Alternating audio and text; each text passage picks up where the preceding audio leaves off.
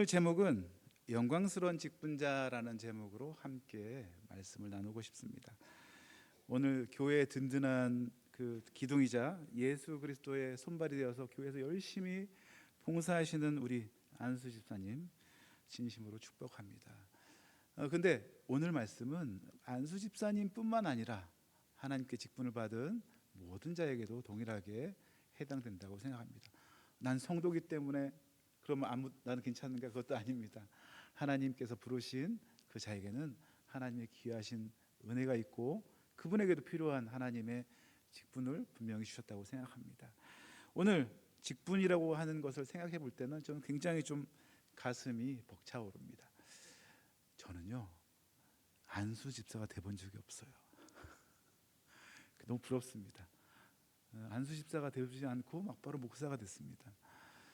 그래서 안수 집사님들의 삶에 보면 굉장히 저는 존경스럽고 사회와 교회에서 하나님 사역을 하는데 열심을 다하는 모습을 볼 때 너무나 감격이 됩니다. 우리는 이 직분이라는 것이 결코 공로나 자격으로 얻어진 것이 아닌 것을 알고 있습니다. 전적으로 하나님의 은혜요 그리스도의 피로 사신 이 교회를 잘 섬기도록 하나님께서 친히 맡겨주신 거룩한 선물인 것입니다. 이 선물을 통해서 저와 여러분이 더욱 하나님께 기쁨을 받는 직분자가 되시기를 예수님의 이름으로 축원합니다. 오늘 이 말씀을 보기 전에 이 말씀을 왜 주셨는지 함께 좀 더 나눠보고 싶습니다. 이 말씀은 에베소에 있는 디모데에게 준 말씀입니다. 그런데 에베소가 어떤 도시였냐면 무역항이 굉장히 큰 도시였고 그렇기 때문에 돈이 많은 그런 도시였습니다. 또 이데아 우상 숭배가 굉장히 활발하게 되어 있었기 때문에 이데아 신전뿐만 아니라 수많은 신전이 그 에베소에 있었습니다. 그러다 보니 어떻게 됐습니까? 굉장히 음란하고 자기 중심적으로 살고 어떻게 보면 지금 우리가 살고 있는 이 시대와 아주 비슷한 모습이 아니었을까 생각합니다. 이 도시에 특별히 더 문제가 생긴 게 뭐냐면 세상의 타락한 문화와 가치관이 교회에 침투하기 시작했다는 것입니다. 그리고 거짓 교사들까지 일어나서 교회에 들어오면서 이 디모데는 젊은 목사로 에베소 교회를 이끌고 가기에는 너무나 힘든 상황에 있었습니다. 나이 많은 사도 바울이 이 디모데를 향해서 어떻게 에베소 교회를 잘 섬길 수 있는가에 대해서 조언을 하기 위해서 펜을 든 것이 바로 디모데 전서입니다. 그때 사도 바울은 디모데에게 전적으로 처방전을 세우는데 그게 뭐냐면 하나님의 교회를 든든히 지켜낼 바른 직분자를 세워라 라는 것이었습니다. 우리는 이 진리의 터인 교회를 잘 지켜줄 방파제와 같은 그리고 영광스러운 직분자가 되어서 하나님의 이 나라와 하나님의 교회를 잘 지켜줄 그 당시 에베소에게 보냈던 사도 바울의 마음처럼 오늘 말씀을 통해서 내가 바로 직분자다라는 마음으로 어떻게 더 아름답게 교회를 세워나갈 수 있을까 함께 고민해 봤으면 좋겠습니다. 사랑하는 안수 집사님 그리고 우리 권사님들 장로님들 이 직분은 보통 직분이 아닙니다. 세상 사람들이 줄 수 없는 직분입니다. 제가 참 놀라운 것을 보게 되었는데요. 아주 덩치가 큰 교회의 안수 집사라고 하는 분이 본인이 마치 뭐가 된 것처럼 막 저에게 목사인 저에게 이렇게 얘기를 하는 걸 들었습니다. 그분의 생각하기는 직분이라는 것이 안수 집사라는 그 직분이 봉사하는 자리가 아니라 다른 사람보다 내가 어느 정도의 수준에 있다는 것을 나타내는 그런 증거로 보여지는 것이 아닌가라고 착각이 들 정도였습니다. 그런데 그런 것은 절대 성경적이지 않다고 얘기합니다. 이 시대에서 우리를 교회를 거룩하게 하고 또 하나님의 지원이 세우신 이 영적인 방파제요 거룩한 부르심을 가진 여러분의 그 직분자에게 하나님은 어떻게 이 은혜를 감당해야 될까 하고 세 가지로 말씀하고 있습니다. 첫 번째입니다. 함께 따라 하시겠습니다. 진실한 언어로 섬기는 자입니다. 8절을 한번 읽어보도록 하겠습니다. 시작.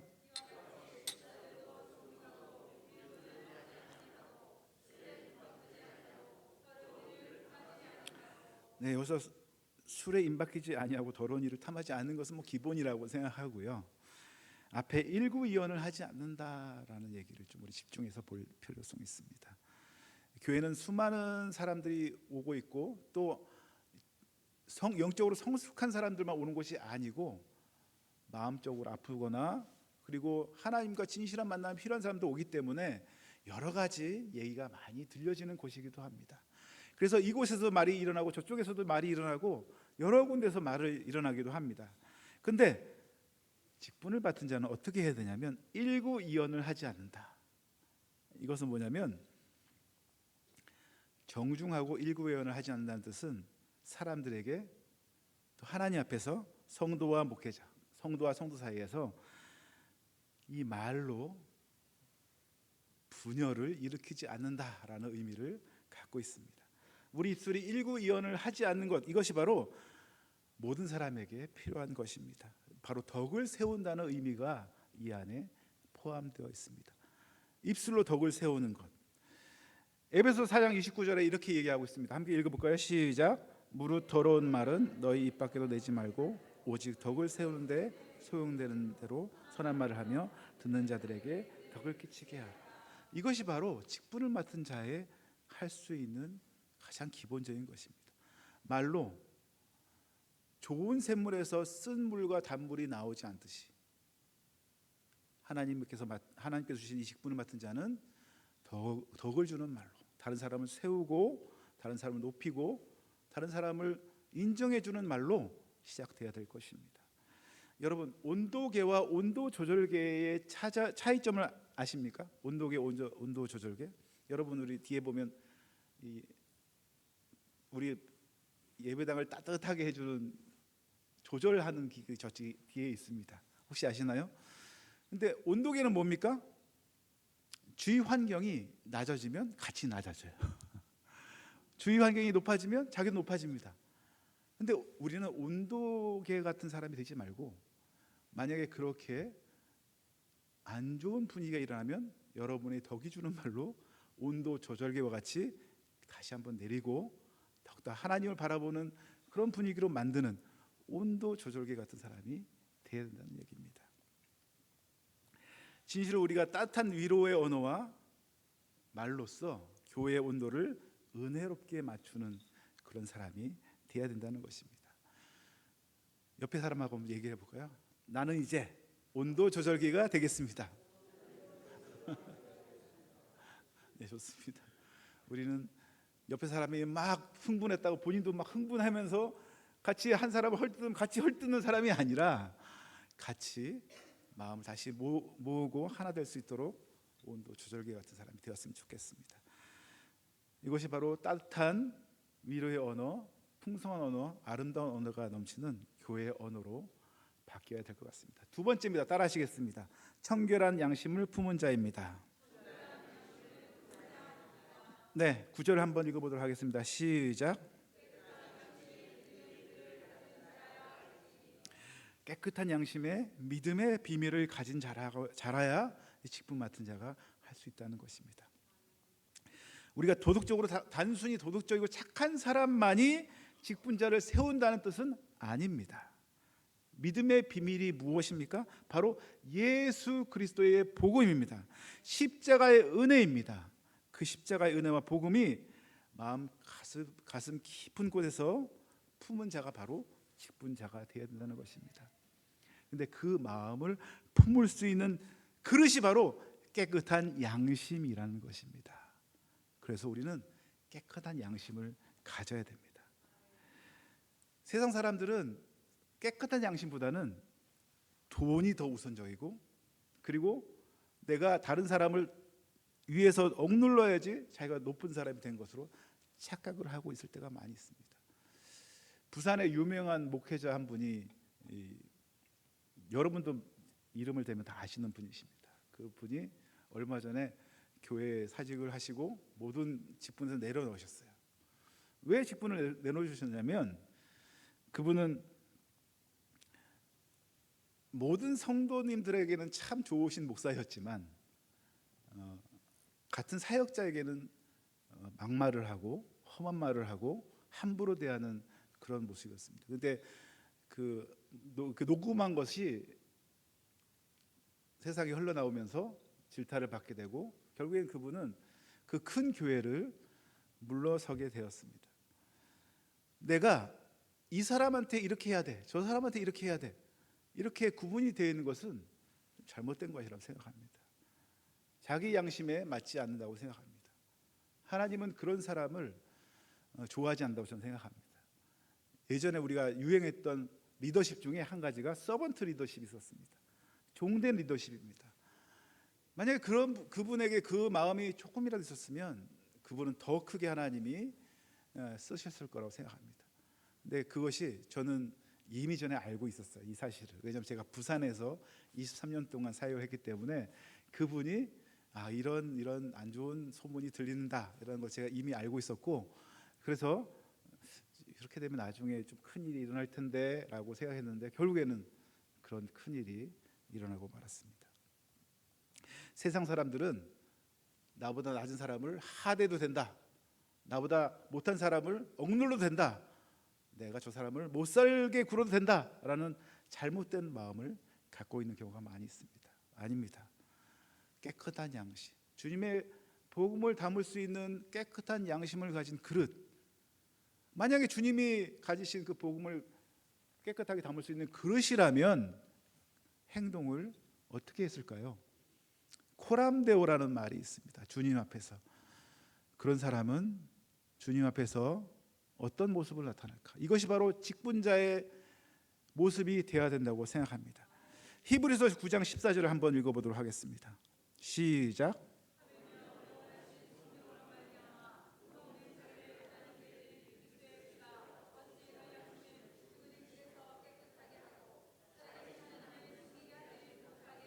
아멘. 여기 보면 그리스도 피가, 흠없이 자기를 하나님께 드린 그리스도의 피가 너희 양심을 죽은 행실에서 깨끗하게 하실 수 있다는 얘기입니다.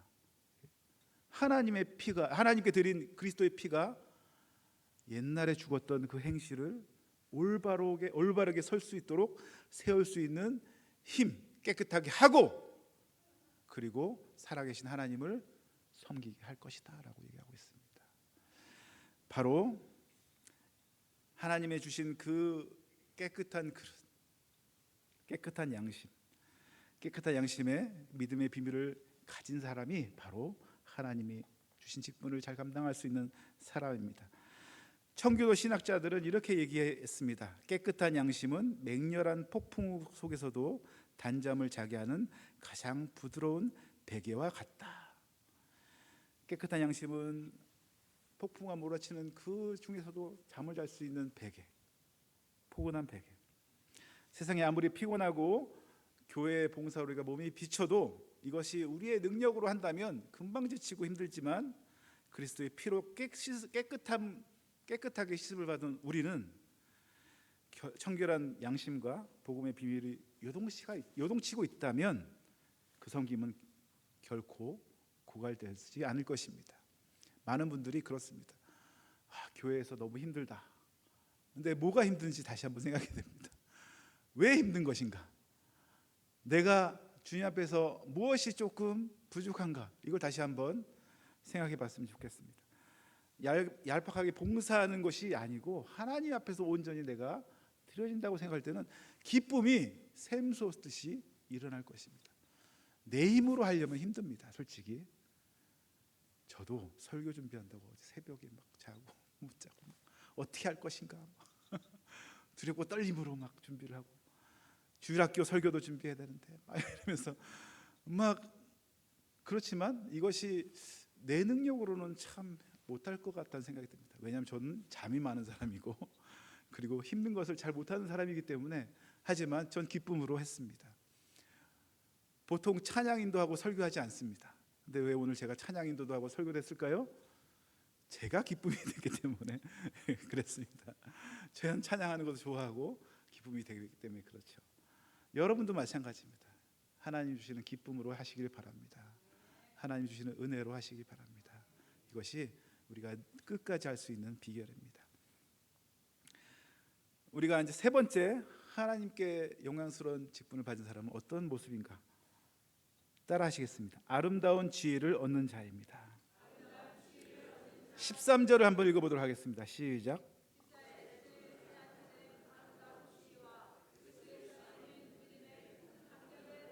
아멘. 제가 이 구절을 볼 때마다 마음이 정말 뜨거워집니다. 집사의 직분을 잘하는 자들은 아름다운 지혜와 그리스도 예수 안에 믿음에서 큰 담력을 얻는다라고 얘기하고 있습니다. 안수 집사의 직분은 짐이 아닙니다. 희생만 강요당하는 그런 자리가 아닙니다. 하나님이 주시는 놀라운 축복의 통로입니다.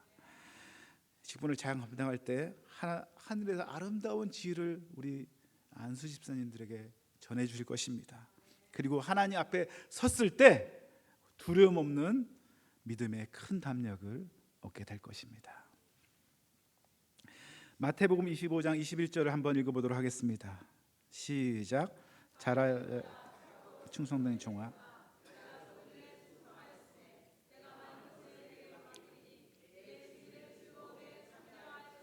주님이 칭찬하는 사람입니다. 작은 일에 충성했을 때 하나님께서 이건 난 너무 작은데 이렇게 생각하지 않고 충성을 다했을 때 하나님께서 큰 칭찬으로 함께 해주십니다. 옛날에 로마 시대에 한 노병이 억울한 재판을 받게 되었다고 합니다. 너무나 억울해서 내가 증명하고자 하는 마음이 있으면 더 많이 했지만 그분은 어떻게 자기를 증명했냐면 조용히 자기 윗옷을 벗었습니다. 그 몸에는 수많은 로마를 위해서 싸웠을 때 전쟁에서 받았던 상처가 온몸 구석구석에 있었습니다. 재판관들과 시민들은 그 상처를 보고 만장일치로 그 노병에게 무죄를 선고했다고 합니다. 자기의 모든 것을 다 바쳐서 로마를 위해서 희생한 그 군인에게 조그만 재판으로 해서 판단을 할 수 없다는 결론이었습니다. 세상 사람들은 돈과 권력이 아름다운 지혜라고 얘기합니다. 그렇지 않습니다. 교회를 위해서 무릎 꿇고 기도했을 때 생겼던 그 굳은 살, 그리고 애달게 사랑하는 영혼을 위해서 끊임없이 기도하면서 흘렸던 그 눈물, 그리고 교회를 위해서 열심을 다해서 수고했을 때 흘렸던 그 땀, 주님은 다 기억하실 것입니다. 주님께서 그것을 인해서 더욱더 기뻐하고 사랑하실 것이고, 그것은 바로 상처가 아니라 아름다운 상처고 아름다운 지혜입니다. 말씀을 맺겠습니다. 여러분 진실한 언어로 섬기는 자요, 청결한 양심을 가진 자요, 하나님의 아름다운 지혜를 가진 자입니다. 이렇게 살면 하나님이 정말 기뻐하실 것 같아요. 저도 그렇게 살았으면 좋겠고, 우리 권사님이나 장로님이나 성도님 모두가 이런 삶을 살았으면 좋겠습니다. 내 힘과 능력으로 모든 일을 하려면 지칩니다. 그러나 우리는 믿음의 비밀, 예수 그리스도의 십자가 은혜를 붙들 때 우리는 넉넉하게 모든 것을 해결할 수 있습니다. 이 직분은 무거운 짐이 아니라는 사실을 다시 한번 말씀드립니다.